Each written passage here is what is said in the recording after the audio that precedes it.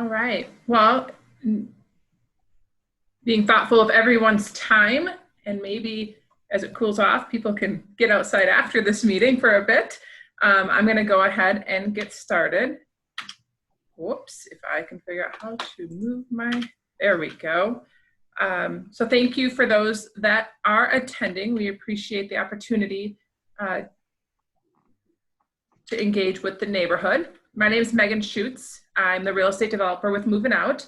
I'm going to make a couple other quick introductions just so you kind of get an idea of who from the project team is available on this call if we have questions. So in addition to myself from Moving Out, we do have Catherine Auerbach, who's the executive director of Moving Out, and Ishina Murphy, who's a program associate with Moving Out. She's joining her first neighborhood meeting. So she just started with us last week, and we're very excited to have her part of our team. From JLA Architects, we've got Dan Zutter and Adam Fredendall, and then ACC Management, we've got Chris Hand. I think there are a few city folks on, and if I am looking to see if I can unmute everybody. Sorry. I'm gonna unmute everyone unless you've muted yourself. So if you've muted yourself and you're from the city and want to introduce yourself at all, feel free to hop in now. Sorry, the village. I'm Aaron Ruth, the planning director for the village. I'm Kevin Lord. I'm a village engineer. I'm Heidi Murphy. I'm a village trustee. Matt Giese, village administrator.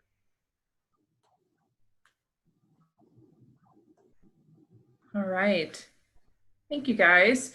Wasn't sure who all was hopping on, so I want to make sure everyone had a chance to introduce themselves just so we know who all is on the meeting. We are going to be talking about, I'm going to go back, our proposed development at around 1100 North Windsor Avenue. We don't have an address yet, so that's the closest we can get if you type it into Google. And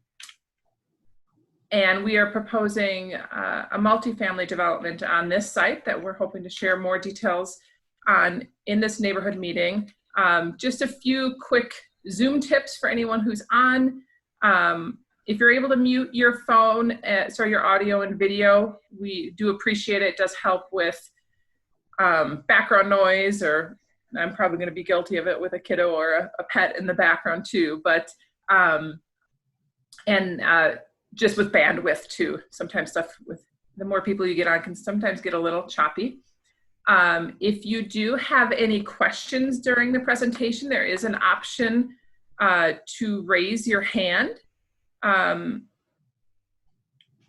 if you have any trouble with that, feel free to put a note in the chat as well. And I can help make sure that you get unmuted but I should have unmuted everyone at this point. But the raise hand function does help ensure I keep track of everyone who has something they want to share or a question they want to ask. And if you're calling in from your phone, *6 would mute and unmute your line, and *9 would raise your hand. So we'll keep moving ahead. So we're gonna jump right in, give a little background about who Moving Out is. Hopefully some folks have heard of us, but we are a 25-year-old company that we are based in Madison. We serve the state of Wisconsin. Our mission is to, in partnership with people with disabilities and their allies, create and sustain community integrated, safe, affordable housing solutions. A little more detail about who we are. We provide a variety of services within our company. I represent our real estate development team, but we also have team members that make up property management in terms of asset management and housing counseling. So we help folks create housing plans that give them opportunities for integrated housing And what that really means when we talk about community integrated housing is projects or opportunities for housing that have no more than 25% of the units set aside for households where one family member has a permanent disability. We really believe in integration on all levels. So in creating neighborhoods and creating developments that feel like a neighborhood. We also do a mix of incomes, which could range anywhere from 32% of county median income to market rate. So integration on all levels. So we are committed to permanent affordability, preserving public investment for long-term community impact. And a recent study that was just released, a one-year impact of 4 of our developments showed an added value of $100 million to the economy and creation of 490 jobs, both in direct and indirect ways. So ultimately, we've been around for 25 years. About 12 years ago, started doing more in multifamily development in order to increase our impact, in order to increase the number of housing units we are able to provide throughout the state of Wisconsin. To date, we have developed 18 multifamily projects and over 1,000 multifamily apartments. And then of those, about 250 are designed as and set aside as supportive units. So again, that community integrated affordable barrier-free rental housing. So we have been interested in Cottage Grove and areas around Madison for the entirety of our work. We have done a number of developments in Dane County, and our goal is to provide this opportunity for folks in as many communities as possible. The feedback we get is that these units are desperately wanted and needed in every community we talk to. And it really gives an opportunity for a unique living situation.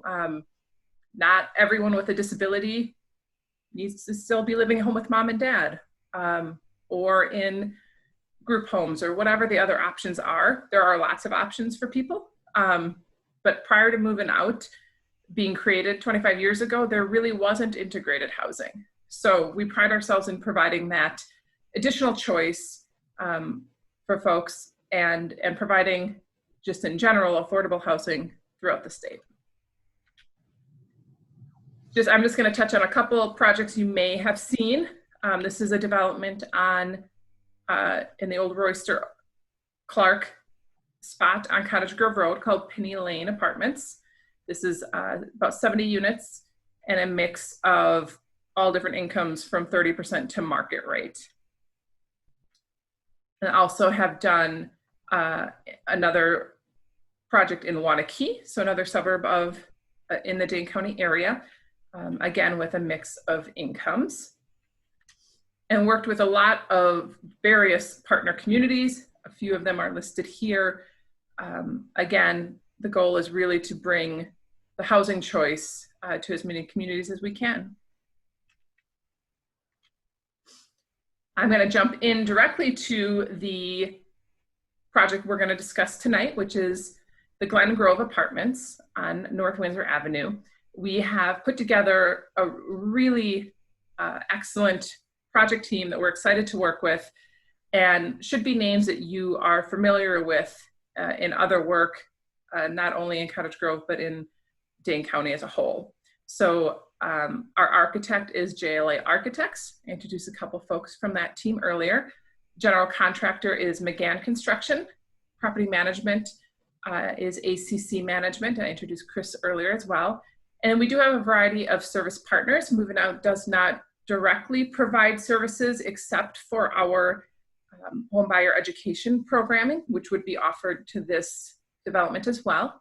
But what we do is resident service coordination. So we see our role as to connect the dots, to connect a resident to a service they might need based on whatever their disability may be.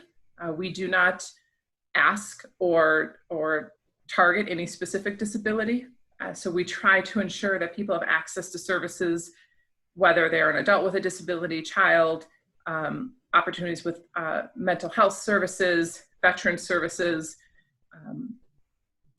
a family who might be experiencing homelessness, and then just general empowerment services that we work with UW Extension Financial Education Center. So Glen Grove Apartments is a quick overview. It's 100 units, a mix of 1, 2, and 3 bedroom units, and a mix of 30 to 80% of county median income. So that's what CMI is. That 80% target is what you may have heard in recent years referred to as kind of the workforce housing approach. So essentially allowing for rents that are affordable to people that live and work in your community.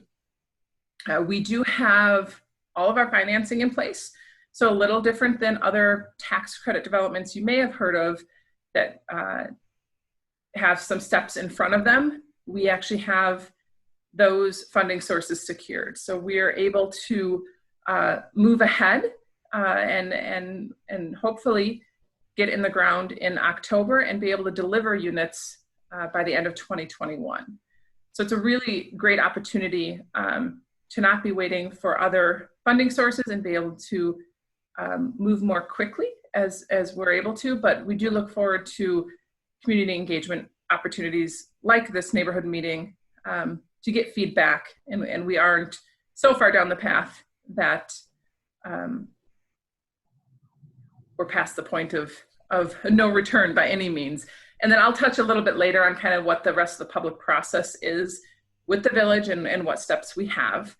But this is just a general overview of what we're looking to propose on this site. Just a little bit more about the site to give some context, which would be the map that was also included in the invitation for this meeting. The site is about a 3-acre parcel on North Windsor, just north of the BP and north of the KinderCare, which doesn't quite show up on the Google Earth quite yet. It is a site that is was zoned and marketed by Hamburg Equipment, who's the current owner, as commercial space since 1996. So for about 24 years, Hamburg has had this site available and marketed as a commercial or business use. The site is currently zoned planned business, so PB, but we would anticipate rezoning it to a PUD, a planned unit development, to accommodate the residential use as well. Just to touch on some nearby development, just to kind of give some context there's a lot of fields that are currently being worked on, but just north of the site, Cottage Grove Commons, which is on the corner of N and Gaston, is currently under construction. That's 106 units, 8,000 square feet of retail or office space, targeted to market rate luxury units, and then 32 townhouse condos behind the mixed use building. But other than that, there's no other multifamily projects that are proposed or in the approval process with the village. So we really feel this is a unique opportunity to bring additional housing to a market that could use it, especially in some of the larger sized units. We have done a market study, and Cottage Grove has, if I remember right, something like a 2% vacancy rate, which in our world is essentially there's no vacancy and no place for someone moving into the community to rent from. There's a lot of home ownership opportunities, but even those are a little on the more expensive end as well. So hopefully this is an opportunity for those that live in the neighborhood, work in the neighborhood and work in your community to afford to live there as well. So that's the quick overview. I'm going to pause real quick to see if there are any general questions about moving out or the team, or general questions about the project before I get into the design. If you have a question, you can press that raise your hand button, clicking unmute on everyone just in case. All right, then I'm gonna jump right into the design And I think I'm going to actually hand it over to Dan, I believe, who's going to walk through really our preliminary design. At this point, our first step is to talk to the neighborhood and get some feedback and get some feedback from the village as well. But hopefully we've got a good start to give you some context and an idea of what we're proposing. So Dan, I'll hand it over to you, and I'll try to go along in the slides, but if you need me to, just tell me to move ahead. Okay. All right. So is my cursor visible, Megan? It is not. Okay. Can you see Can you mine? share the screen or? I don't If know not, if I can because I'm recording it right now. okay. All right. Make sure That's fine.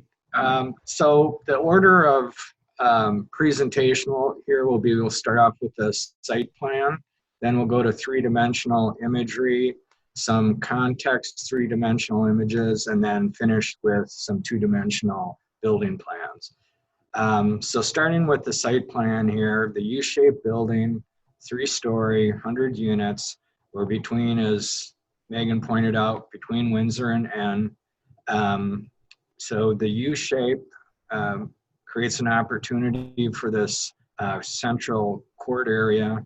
That's a combination of green space, playground apparatus, seating, grilling area, and then some planting boxes around the perimeter that would be at kind of sitting height for the residents. Security is an issue, so the demarcation will be very evident, and the likelihood of speed bumps as well, since children will be a big component of this development. We'll want to be considering them. We have the direct, where it says entry is the direct access from one point instead of multiple points to the play area for security.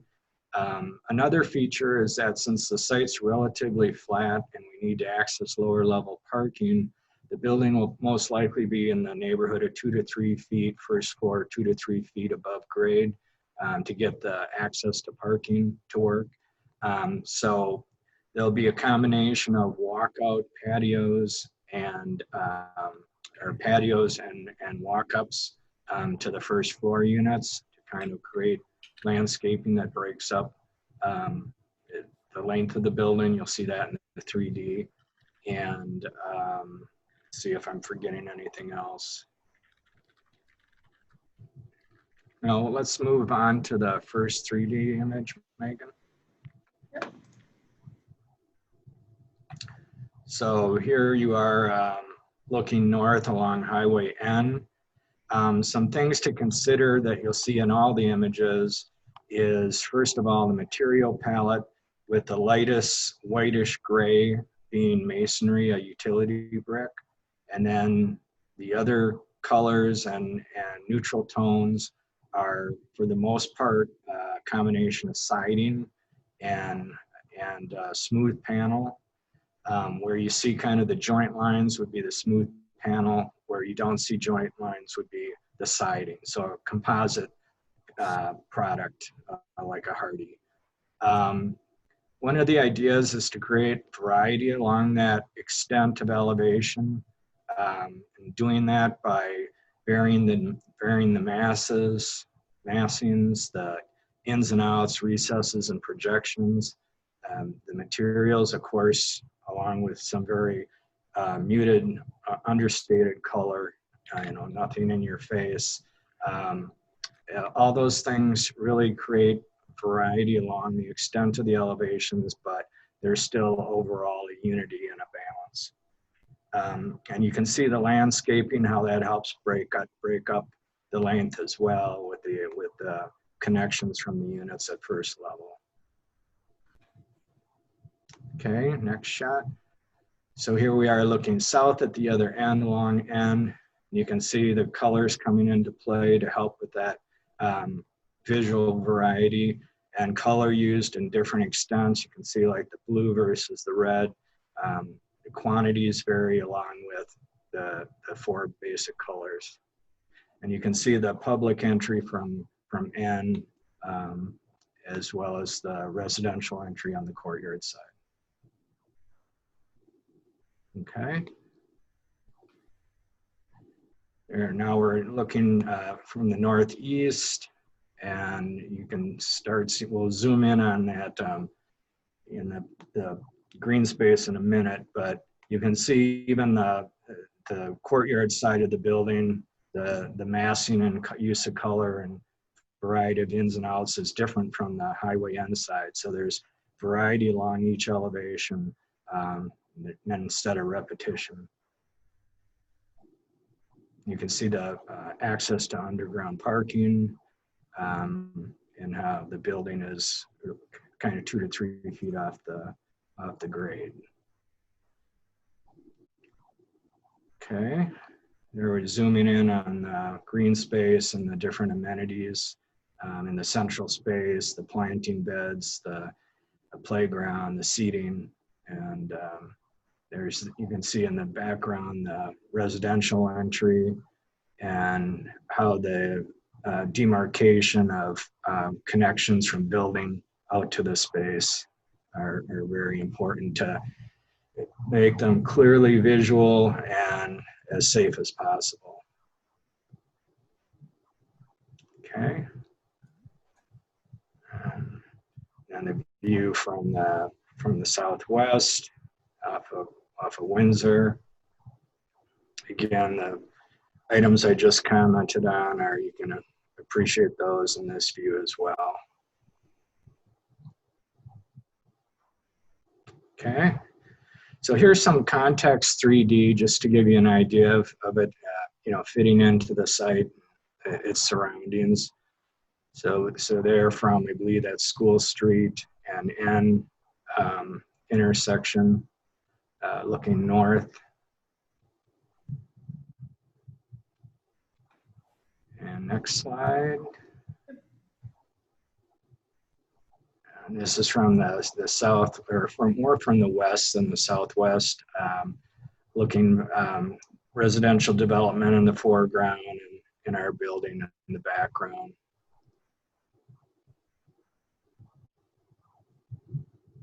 And from a distance, you can appreciate the variety even more. So, and a view from the northeast, just reversed, our building in the foreground, development in the background.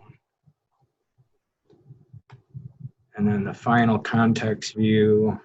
I think I skipped that one. Oh, okay, that's fine. So here's the last part of the presentation. I'm trying to keep this concise because we value the questions more than our talking. So here's that lower level parking. You can see the ramps at each corner going down. Not shown yet, but there'd be a refuse at each end, and then mechanical at the corners where they feed efficiently to the units. Elevator and stair located centered on the building, as well as at the ends, and stairwells. So we have, we'll see it in the building data sheet. So here's the first level. You can see at the center, there's the lobby, fitness, club room, and central stairway. So everything is fairly immediate to that green space in the center of the site. From the main entry, the corners where units are inside corners where units are very difficult to design successfully, we give that over to storage, seeing that each unit will receive its own storage unit. And you can see how there's a combination of 1, 2, and 3 bedroom units. And I would just point out too here, Dan, we do, it is important for us to have community space for our residents so that their space outside of their units. So a fitness center and a community room and leasing office on site. And then a lobby that allows, especially for the folks that we work with that have disabilities, that they have an easy way to access shared transportation opportunities as well. Yeah, and they can see cars coming and going and have that immediate visual access. Okay. And then the second and third floors are the same, you know, basically, again, the same strategy of storage at the inside corners, building support and elevator core at the, and central stair at the center of the building. And then the final slide should be the building data. So overall, as Megan alluded to, 100 units. You can see the breakdown of 1, 2, and 3 bedroom in terms of quantity and percentage of units. And you can also see that we're pretty much at 2 cars per unit and approaching 1 car per bed, 1 car per bedroom. So that's the quick tour. Megan, unless you have anything to add, we can open it up to question and answer. Yep, I'll just follow up on a couple of things. As I kind of mentioned, we will have on-site management, a large community room, fitness center. A focus of ours is always to have healthy areas for kids and residents to play. So that we'll have an outdoor green space with a play area. And we do like to incorporate raised gardens as well. Our developments are non-smoking, and we'll provide that underground parking. We do also do what we call, I guess, just increased accessibility. So we'll meet minimum code, but our goal is to exceed minimum code to truly incorporate universal design. So something that works for all types of residents in terms of design and accessibility. And as Dan mentioned, we have 194 parking spaces, which is almost exactly 1 space per bedroom. And just one other note, we do have 20 units that are going to be set aside for housing someone who would have a disability. And in our other developments, we do show typically a lower car ownership rate, especially amongst those targeted units. Just touching quick on next steps. I have an asterisk there, but essentially saying that each step assumes the previous step occurred. But we anticipate submitting our general development plan, or our GDP, towards the end of this month. And then there will be a public hearing and approval process at the Plan Commission meeting on August 12th. And then our hope would have GDP approval from the village board on August 17th. And then submit our precise implementation plan, our PIP, on August 20th. And then in September, go to Plan Commission and village board for the approval of that precise implementation plan, and get building permits and start construction in October. So we get in the ground before winter is our goal. That's the end of my presentation. I'm going to pop back to just this shot. I did see we had a couple of questions. There was a question about commercial space. We do not have any planned commercial space incorporated. It is based on the context of the neighborhood and not having access off of Highway N. The placement of commercial space was a little different on this one and really didn't seem to be the most advantageous for that space. And then there was a question about rents. And the rents, it's a range. So there's every opportunity to be at different income levels for every type of unit. So between 30% of county median income, 50%, 60%, and 80%.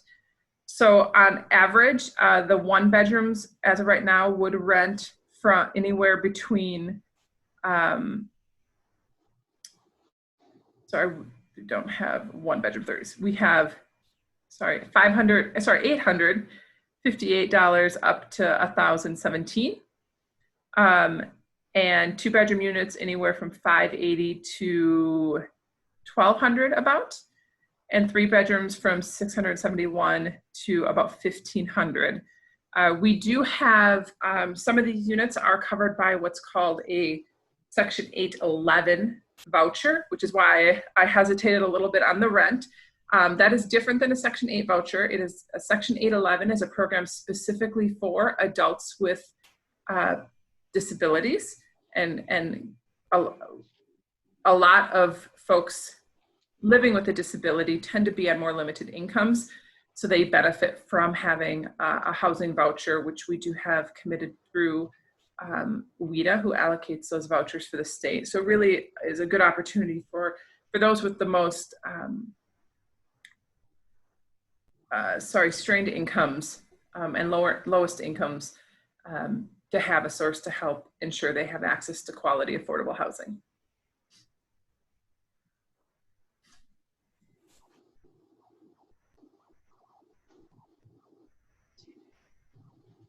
All right, any other questions? We went through kind of quick, but trying to be conscientious of not talking for too long and losing everybody's interest, but happy to answer other questions if you click on the raise your hand, or feel free to shoot a note into the chat as well. I am showing everyone as muted, and I'm trying to see how I turn that off because I click unmute and that didn't.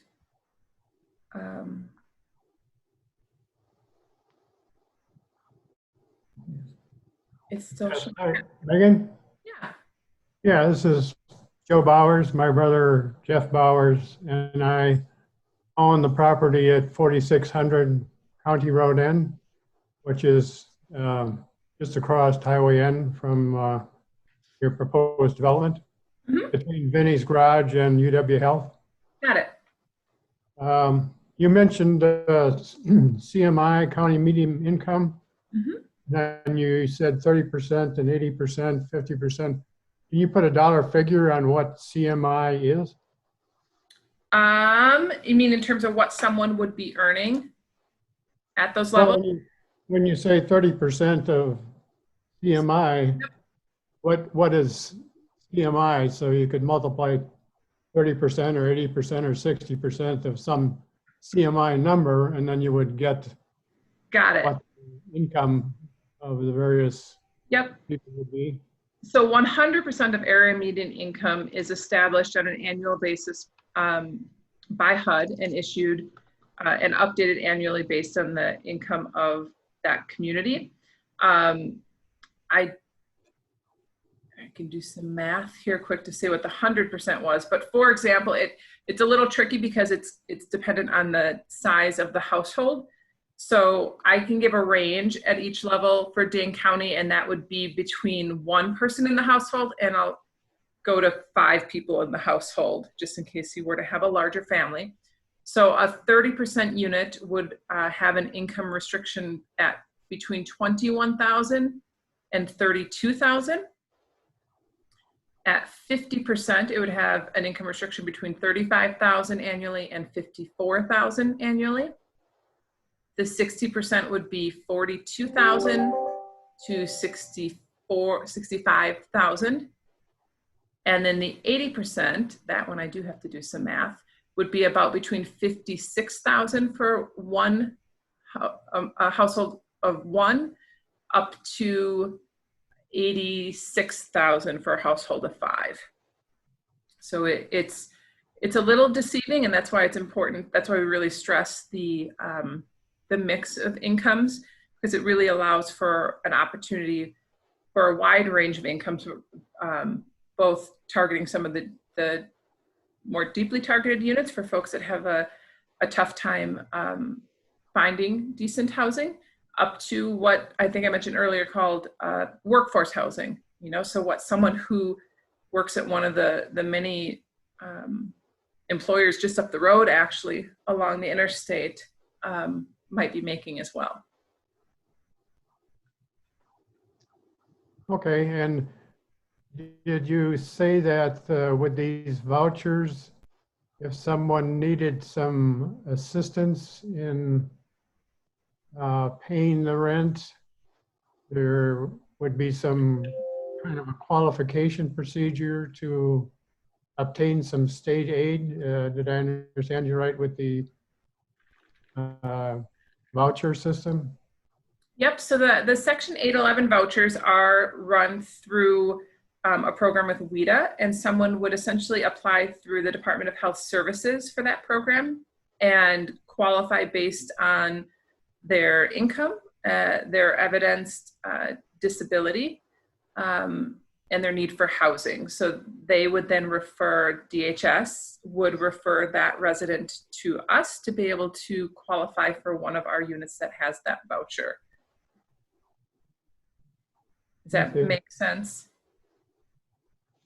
Yeah, do you have to be disabled or have some disability in order to obtain a voucher like that? For instance, if you had a job that was just a moderate salary, so to speak, and you may have a little trouble paying the kinds of rents that are available in Cottage Grove, did you get some assistance? Yep. Even if you weren't handicapped?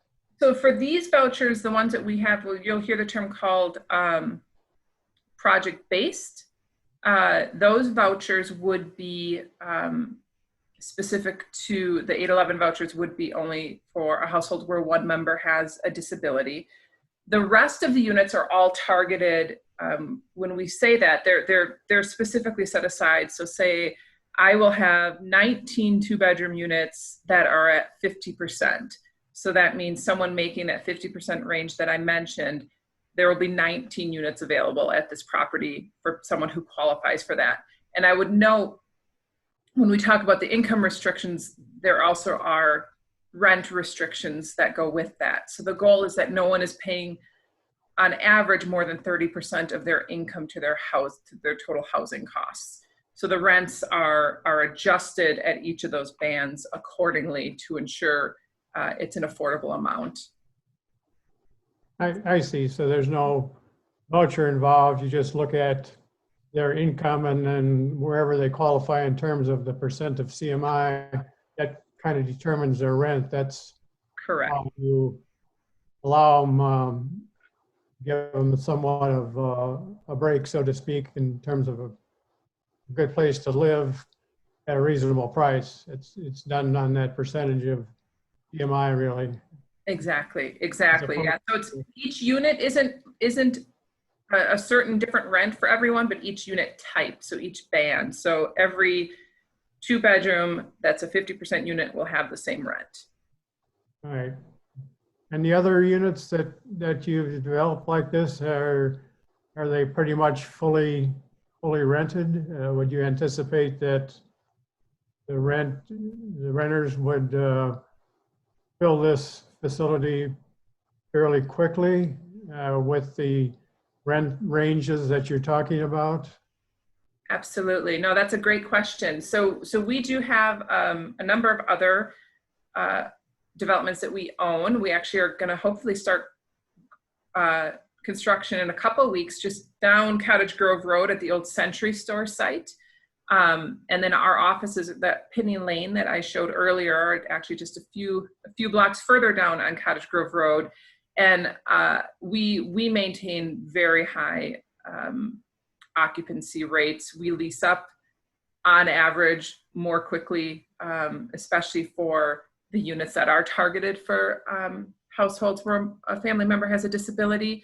Those units specifically are almost always leased before we even open. There's a 120-day period where we open up prior to the units being available, and our units are in high demand. So I think we feel very confident. I will say one of the reasons we were interested in Cottage Grove was just knowing that there was a need, and then in speaking with community and village people, not the village people, sorry, didn't mean to say that.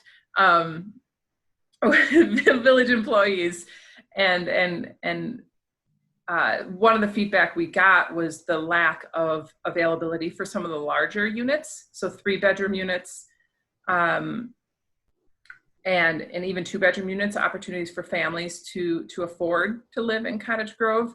There's a big boom of single family housing and higher end single family housing, but there's not a lot of opportunity for affordable rental housing. So we feel really confident that this is a strong market and and a location that that folks will be interested in. Yeah. Whoop, go ahead. Okay. I didn't see any provision for water retention, stormwater retention, or detention, such as like Vinny's garage. He has a hold up area there, and then there's some other retention ponds at various places. Will your stormwater go directly into the village stormwater system, or is there something I didn't see on your map that would allow for some stormwater detention? So Dan, did you want to hop in on that? Or Adam, do you want to take that one? Sure, no problem. So in the preliminary stages of site design here, we're yet to get the civil engineer engaged. We're working on that right now, but the way the building is sited on the property, there is a decent amount of distance between the north edge of the building and the north property line. We think that we could pretty easily work out a retention pond on that end, but we're kind of waiting for the professional engineers to chime in on if that makes the most sense and what our capacities are. So we're getting there, but it's definitely on the radar to get that solved. Okay, and then maybe just a question on traffic. As you said, Megan, the people that would be handicapped would probably use some type of well, not public transportation, but maybe some type of vehicle being provided for them. But you do have a provision for a lot of cars there, almost 200. So the traffic pattern for right now would be to go out onto Windsor, School Road, and then onto Highway N. I know in long term, Windsor would be extended to Gaston Road, but that won't happen until there's future development. So have your analysis people looked at the traffic situation in terms of traffic getting out onto Highway N, and then also in the evening, traffic already backs up, apart from the coronavirus situation where people are working from home. Right now, the traffic is a little bit lighter, although it has built up since some businesses have opened up. But prior to that, the evening rush hour traffic would back up from School Road north all the way to Vinny's garage, and sometimes a little bit beyond. Has your traffic analysis looked at the situation for these extra cars and what we have now will accommodate the extra traffic, or do we need to do something, in addition to accommodate the extra traffic? So we have not gotten that far into the process. That will be part of our conversations as we bring proposals to the village, and something that we'll work with their staff to make sure that we are taking a look at. I do think Windsor will extend north soon. We actually looked at a parcel that would have extended that as well, and there's other interest going on there, so that will help a lot. We do have, I think it's fair to note, there are a lot of parking spaces here.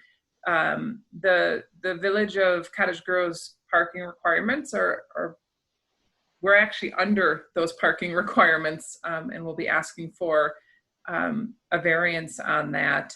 But generally, speaking, we've got plenty of parking and more than we will probably use. And then we'll work with the village to ensure that we have a traffic pattern that's safe and accommodating. Megan, maybe, I know you'd mentioned this to me in the past, but some of the other comparable buildings, you know, of this type, with this type of unit mix, it's kind of unlikely that most residents have multiple vehicles. So even though we're showing almost a 1 parking stall per bedroom ratio, the reality of the tenants in this building is that it's not going to be full of cars, right? Right. And I think that's something important to keep in mind with having the mix of incomes that this development will have. Adam's right on. Most households don't own 2 vehicles. We wanted to be conscientious of this being a location that isn't served with public transportation, and the higher likelihood that people will rely more on cars. But we do, our referral units for folks with disabilities do utilize shared transportation. So whether it's cabs or van services that they have access to, those are used fairly often in our comparable developments. So yeah, I would agree there, Adam. Okay, those are the questions I have. I appreciate your responses. Thank you. Thank you. I was just looking in the chat and it looks like Fred has a couple of questions. I don't know if he is, oh, there he is. You moved on. In Zoom, sometimes people move which little box they're in, and I lost you for a second, but I see you now. So the sidewalk, we are anticipating including the sidewalk for the length of our property. As of right now, it'll be a sidewalk to nowhere. Hopefully at some time it's a sidewalk to somewhere, but that is something we'll incorporate as part of our construction. And there was a question from Chris about crime, which Catherine sent a quick note in the chat about any increase in crime in our projects. No, we don't see any increased crime. We pride ourselves in having really quality third-party management, so ACC management will be part of that. But we also take great strides as an owner to ensure that we're creating a safe space. Everyone should have that opportunity. And in all honesty, in the properties of ours, I see great pride of ownership and of living in that space. But it is something that we also keep a very short leash on and make sure that everyone feels safe in their home. I think there's another question from Fred. We have not requested the zoning change yet. We've held some initial meetings, informational meetings is the term used. That request for the PUD will be part of the GDP submission, and we'll go through the PUD process at that time. The current zoning actually is, I think, if you look at the actual zoning map, is a zoning that doesn't even exist anymore.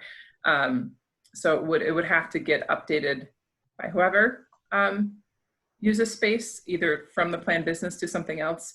But for this type of development, the PUD would be the appropriate approach.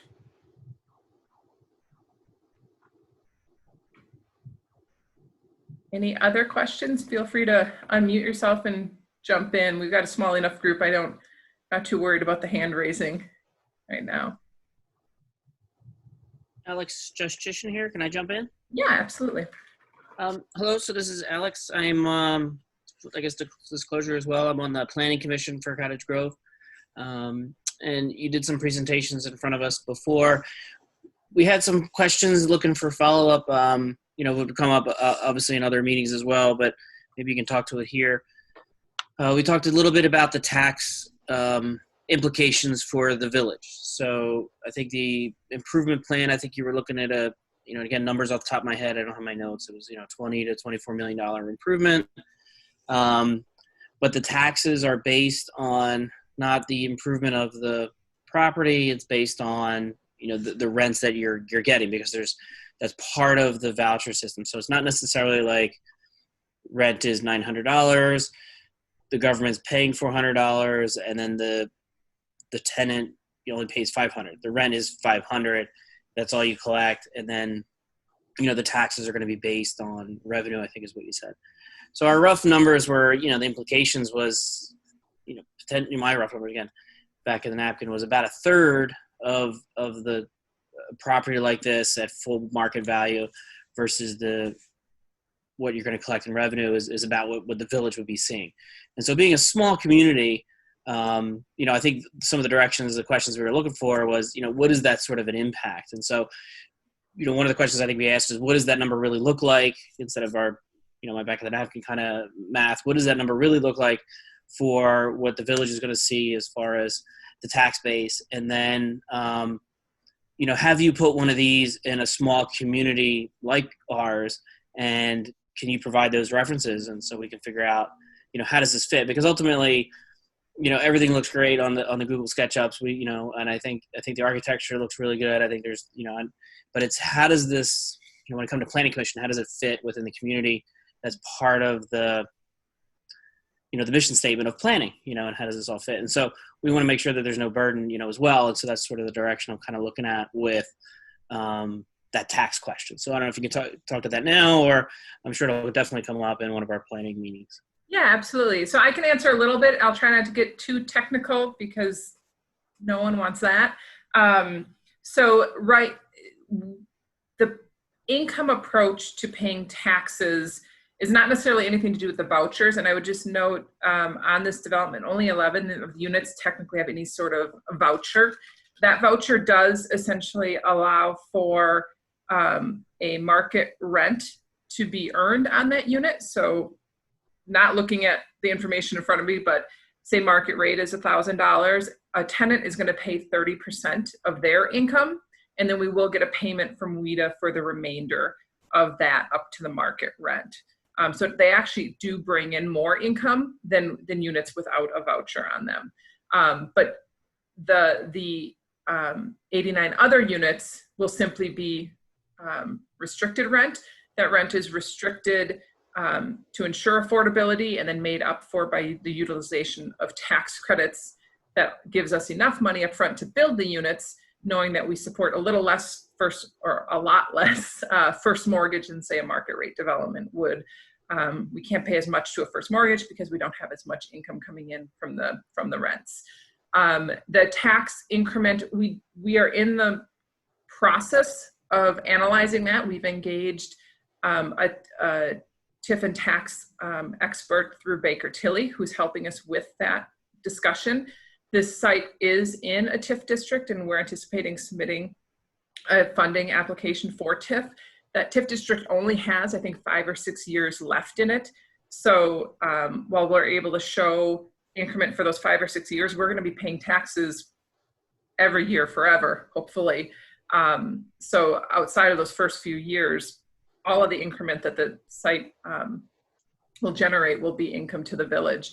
I think that's one perk of developing, maybe a little more density on one site than say if the site was utilized by a single business owner. By having 100 units and multiple stories, that will help with that. I don't have those final numbers, but you will see those come through when we apply for that funding, and I can speak to those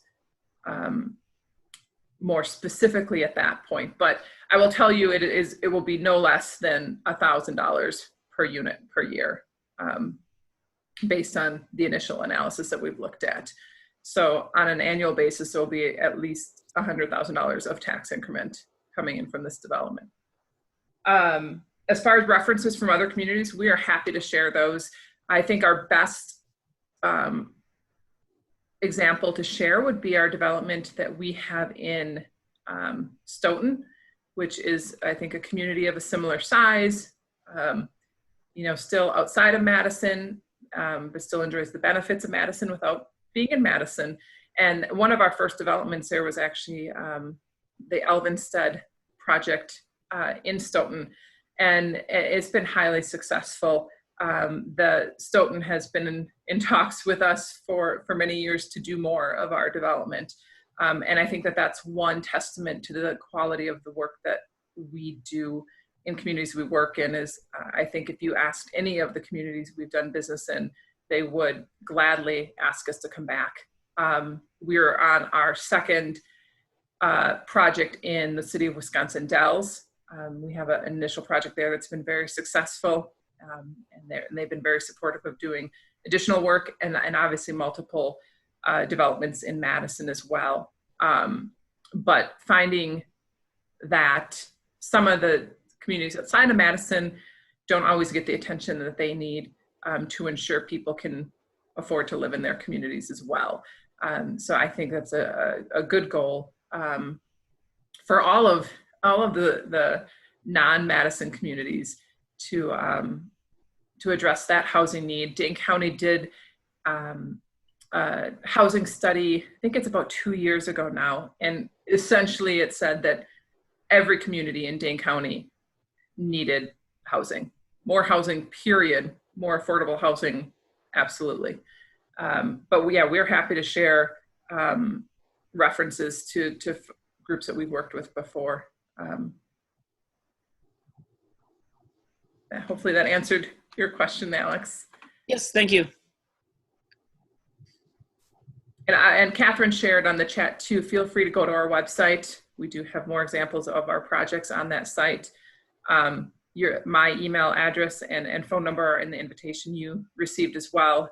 I'm always happy to answer questions that come up or provide further information.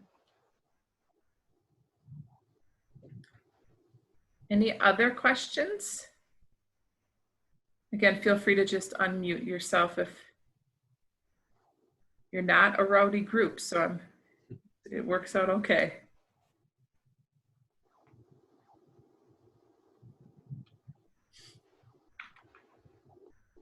I'm just scrolling through to make sure I caught everyone's chat question, which I think I did. Catherine did mention that we will get a recording of this meeting on our website, so that if someone was unable to attend, that they can join, and we'll for sure also include the presentation, so folks can take a look at that if need be.